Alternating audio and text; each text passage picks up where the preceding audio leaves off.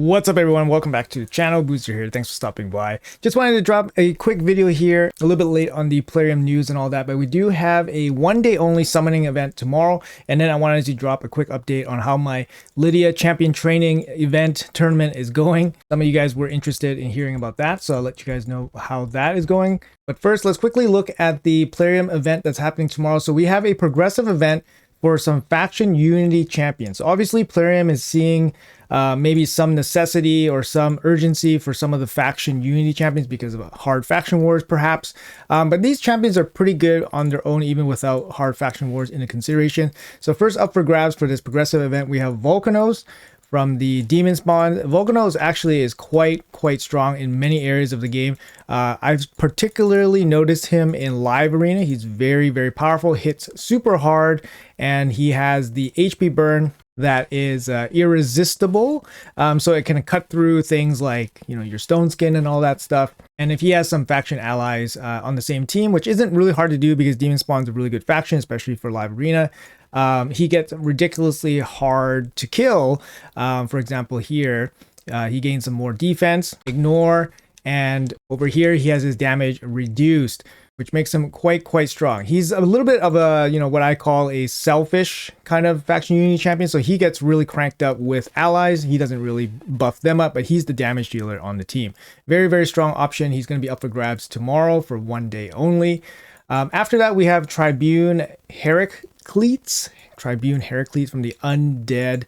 I have this champion. I haven't actually used him. He's pretty good in the Undead hordes for like siege and stuff like that, but Undead hordes is a really strong faction, so squeezing him into a Undead only team is a little bit difficult, to be honest. Again, he is one of those more selfish faction unity champions where he gets really jacked up with faction allies, but he doesn't really do too much for the team. He brings a lot of damage. You don't really need to gear him in like stone skin, for example. He can be dead, and he has lots of benefit by being dead. His A1 can place the fear. His A2 ignores 100% of the target's defense, which is really strong. And his A3 is a big AoE hit here, and it also triggers whenever he is revived. So if he's dead, he comes in with the A1, fears you, irresistible. If you revive him, he comes in with the AoE. He's quite strong. He's a defense-based damage dealer similar to Vulcanos, but I think Vulcanos is just particularly better because he doesn't... he kind of doesn't really require a turn, whereas Heracles, I guess, doesn't require a turn either, but... it's a different mechanic, right? Both are pretty cool to build teams around just for fun. And then we have Knight Revenant here. We have Losen Clef. Now this guy was pretty busted with before he was released or when he was released, basically with this Spirit Calculus ability. Really cool ability here. The HP levels of all allies will be brought up to the level of the ally with the highest HP. So it's a big team heal potentially. And then the turn meter of all allies will also be brought up. So it could be a big turn meter fill, big heal potentially. And then it actually does the opposite to the enemies and then places taunt on himself. Now, you know, that could be massive. That's massive. It could be a big heal, big turn meter fill, and then it's a big attack and then a big turn meter drop as well as a taunt. It's on a 5-turn cooldown, so it's a pretty big ability. A little bit of, you know, unpredictability with it, but it's a pretty cool one. A1 brings a weaken. He has a A3 here. It brings a shield. Again, similar idea as the other two, Vulcanos and Heraclet. The faction ally bonuses are more geared towards making him more powerful. So he deals 100% more damage, turns this single target attack into an AoE attack, and then ignore 100% of each target's defense. And then his passive here makes him stronger. For example, ignore defense effects against this champion decrease by 100%. That's really strong. Or you get an extra turn potentially. Yeah, again, very strong self-buffing effects if you have faction allies. Again, the Knight Revenant is a pretty strong faction, so you can definitely make a pretty good team. I think in particular like siege teams for him. And then lastly, for the faction unity champions we have from the Dark Elves, the Dark Elf faction, which is Zilspeaker, Zilspeaker. 1575 base attack here with the speed in all battles. I don't know too much about this guy's kit or have seen him in action. His A1 here is a random steel buff. His A2 is a 3-turn cooldown single hit, extra turn if it kills the enemy. If the initial target survives, place an extra hit on all allies. Okay. That could be okay. I have no idea if he hits super hard, but he's a damage dealing, Unity champion. His A3 single target double hit on a 4-turn cooldown. Damage inflicted by a skill increases 10% for each time an enemy receives debuff. This damage increase resets each time the skill is used. Okay, so it's similar to like He-Man, where He-Man kind of stacks buffs and then uses it on one attack. Here, this ability does kind of the same thing. Instead of buffing, it's stacking debuffs. This is going to be much harder, by the way, because obviously buffs, just kind of land, whereas debuffs don't always land, and then you need, yeah, it's definitely much harder with debuffs. Has some really nice Unity bonuses here. You get extra attack that is permanent. That's really nice. And then he also has a reset and a turn meter fill if he kills an enemy with this ability. And then lastly, this one seems really, really strong. 50% chance to attack an enemy with this skill whenever that enemy attempts to place a buff. So whenever you place any buff, so for example, it could be something like Ward of the Fallen, even some skeleton buffs, he could get hit with this A3 here. It can be very, very powerful. His passive here will ignore 12% of each target's defense if they have no buffs. So a little bit of ignore defense in his kit right away. He doesn't have any in his kit so far, but his passive brings a little bit here if they have no buffs. A little bit of ally damage reduction here, 15 or 30% conditional. When this champion or ally removes or steals a buff from an enemy, this champion's next skill will deal 50% more damage. So he has an A1 that steals everything else. That's it. So A1 steal, he can kind of buff himself with this, but obviously you rely a little bit on your team. Other things can remove or steal buffs, for example, like relics. And a pretty cool 3-faction ally bonus here with the block buffs on everybody. It cannot be resisted. That's kind of cool, actually. That's kind of cool. So he does bring a little bit of utility, but he doesn't bring too much to your team, more so for himself. Like I said, I haven't really seen this guy in action, but his kit looks fine enough. Anyways, guys, let's look over the voids that are up for grabs for tomorrow only, just one day only. Night Revenant, we have the Queen of Hearts, very good champion. She was the previous event dungeon boss. Very good passive here. This makes her super, super relevant. Whenever 10 buffs, enemy buffs land, she gets an extra turn, and then she can come in with this strip, and then Death Brand, and then True Fear, and then turn meter fill. It's not as crazy as Arman's, because Arman's places a stun, which is one of the best crowd controls. Fear is not, but Death Brand is very, very deadly, especially if she has something like Relentless Gear, where she hits an extra turn and then she places a Death Brand and then right into her ally attack, where she goes plus attack, and then her whole team gangs up on one ally. And if she can kill somebody with the Death Brand, that champion with the Death Brand is block revived. Very, very nice. Good base speed as well. Accuracy on all battles. A1, very powerful A1 as well. AoE decreased defense with the turn meter fill. Very good champion. I compare it to Odin in some sense, but I think Odin's a little bit better just because Odin's passive is kind of busted.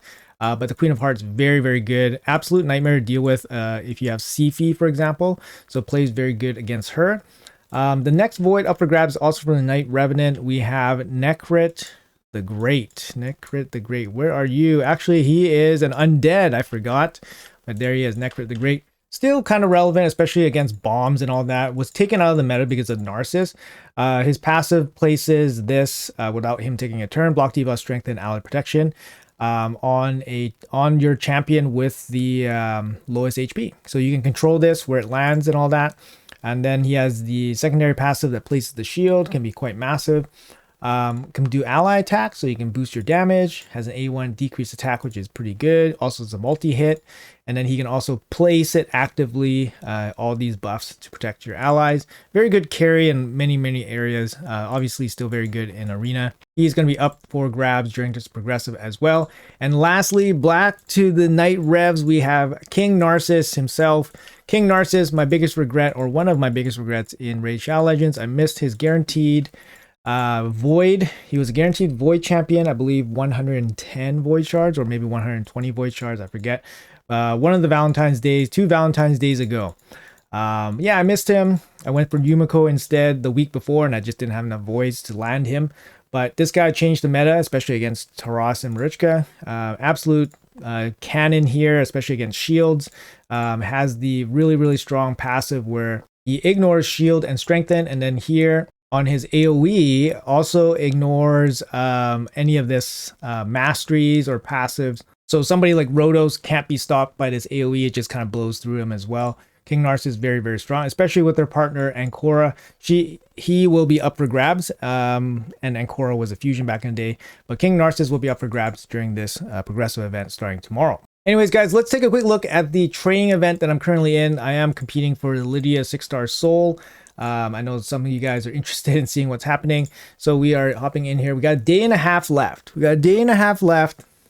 And at the global leaderboards, I slipped off the top 10 a little bit. I was top 10 basically the whole day, but I've slipped off. I'm down to 16th right now. You can kind of see here I'm 16th. I'm not going for this at all, to be honest. I'm seriously just waiting for CBC to end, and then I can start pouring down the points a little bit, because I don't want to really like add too much points to my CBC total, so that, you know, we don't hurt our clan in any way like that. But just a quick update here. Effectively, Grizz has went from 30k up to 38k in about 36 hours or so. So he hasn't been progressing much, and in that time span I basically went up about 25k. So I've been slowly adding to my lead, or at least increasing my lead over them. But in that same time frame, about 36 hours, we saw Lord T-Bone go from about 14 up to 31 or 32. So I don't know if Lord T-Bone is going to go chase Grizz here for second place, or they're both going to inch forward and try to creep up on me. But either way, I'm going to watch these guys like a hawk. I'm going to make sure that I'm going to have a good, steady buffer against them. If they're going to try to take the first place for me, it's going to be very, very expensive for everybody. But yeah, I can't sleep well, you know. Even with this amount of lead, I can't really sleep too well, because there's still 36 hours to go. You never know what's going to happen. And at some point you have to say like, okay, I have to throw in the towel, because, you know, there's that sunk cost fallacy where people kind of go crazy if they're already invested. I feel like these two are probably going at each other right now, kind of pushing themselves up, in which case I will go up as well. My goal is to basically double whatever points they put in, just to make sure we have good distance. And of course, I'll be totally ready in the last hour, just in case they do anything funny. But yeah, definitely have to be very, very careful around these two. Maybe these two are holding back some points because it's CBC as well. That is a possibility. The way this tournament kind of started was I basically shot up to 40k within the first like 4 hours. And then I basically sat on that 40k for a little bit.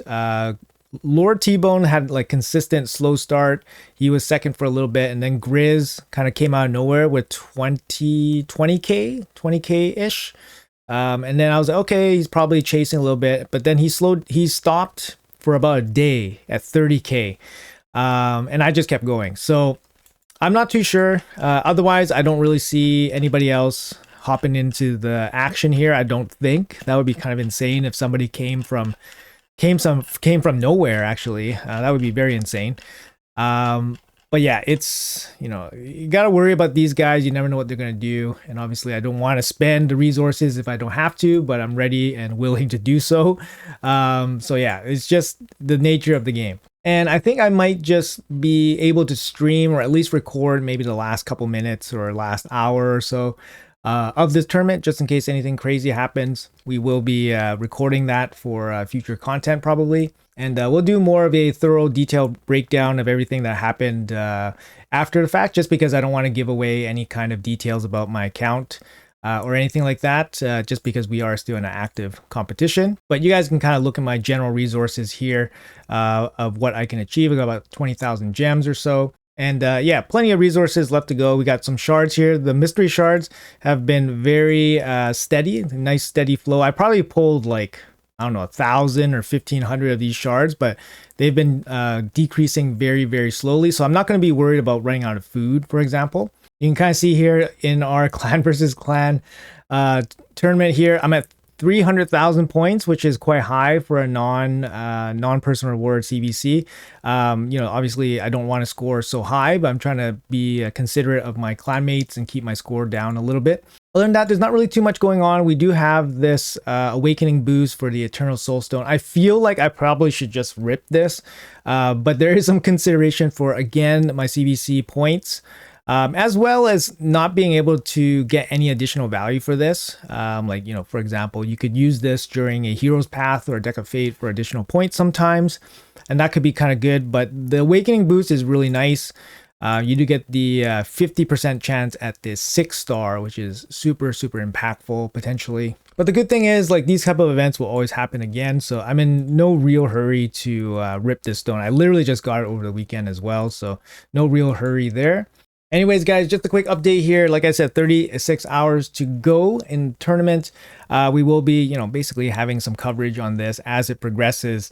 So make sure you guys stay tuned for all of that. And since we only have a 24-hour, you know, progressive event for Thursday only, I would expect another progressive event to happen for the weekend. Just have a quick look here at the calendar, and I would expect it to be, yeah, maybe something juicy starting on Friday, because usually on Friday it's a very obvious summoning event. However, there is no, you know, nothing in the calendar right now. So my guess it's something special. Maybe a special summoning event. Maybe it's a Hero's Path or a Deck of Fate that's yet to be announced. But I would stay tuned for any kind of upcoming news on that, because it's probably going to be different than the usual Champion Chase and Summon Rush. Anyways, guys, that's going to be it for the video. Let me know in the comments below what you guys think. Do you guys think I have a chance in this tournament? What kind of play would you guys do if you guys were in my position?